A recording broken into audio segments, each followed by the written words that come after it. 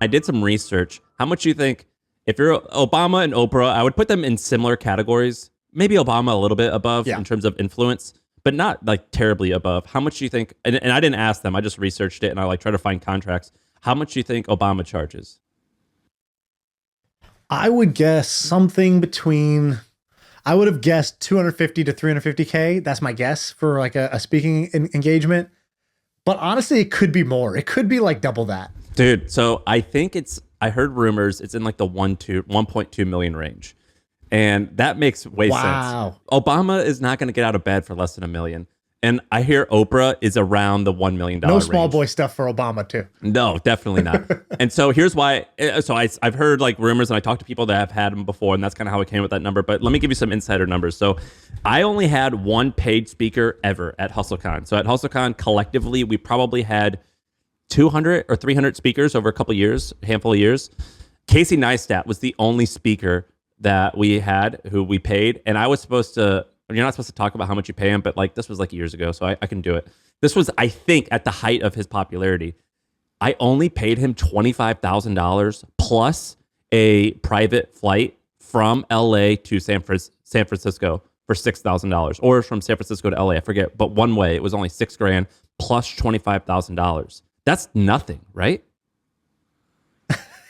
25 yeah, that's grand? kind of cheap compared to what, because he was at the peak of his powers at that time too, right? It's not like Yeah, for sure. He was it's like not like blogging. not like some C-list person who used to be famous. It's like, no, guys, Casey Neistat was a big deal then. He's a big deal now too. So I tried to get Gary Vaynerchuk to come speak at an event once, and he offered his asking price was $100,000, or I think he said that you would have to buy $100,000 worth of books, and that somehow like pushes him up the charts or something like that. And so Gary Vaynerchuk was $100,000.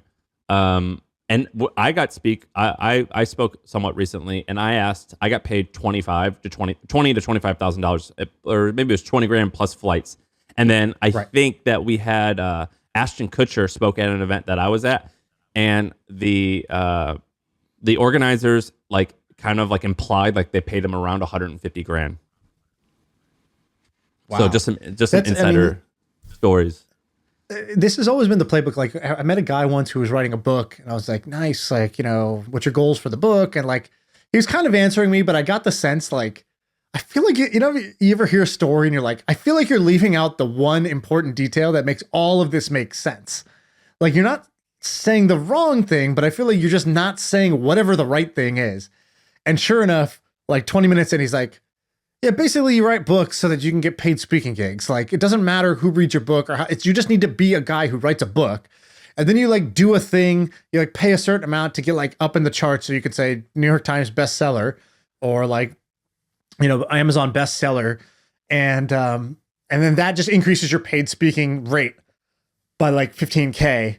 And then that's like, how you make your money back for this whole like book process.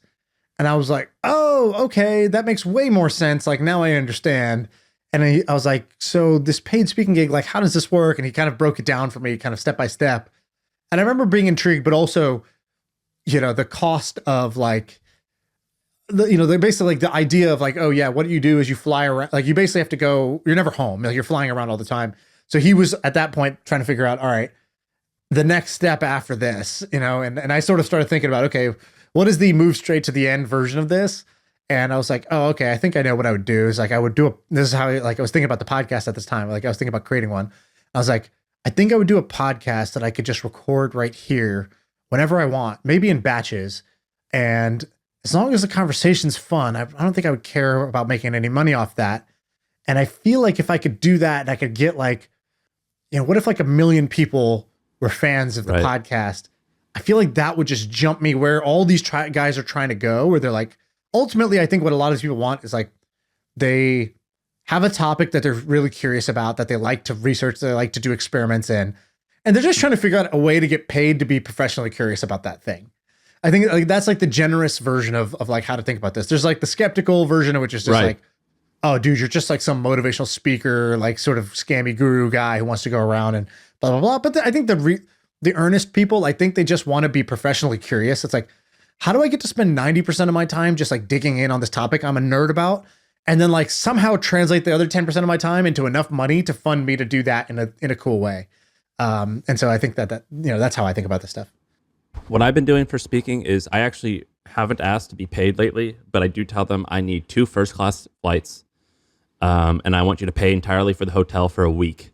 And I will only say yes if it's, so my wife and I basically, it's so we can go to a cool place. So I'll only say yes. But let me tell you something interesting. So Robert De Niro, so the Wall Street Journal did this thing. Our friend Ramit shared it. So listen to Robert. So here's what Robert De Niro got paid. So he did a movie called Savage Salvation in September 2020. He got paid $11 million. So he was going to be there for 8 days.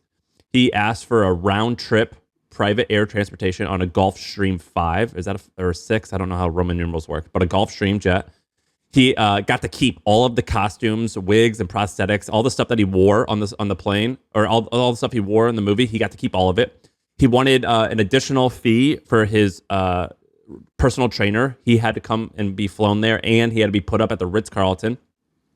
In addition to the 10 days that he had, or the 8 days he had to be there for production, he wanted a 7-day all expenses paid vacation to the Ritz-Carlton, followed by a vacation in Puerto Rico, where you also had to pay for his jet, and it had to take his whole family to and from. And then finally, he wanted one round trip private flight jet between New York and LA for a 5-day stay anytime within 12 months. Those are all of his asks in his contract for 8 days of work. That's not bad.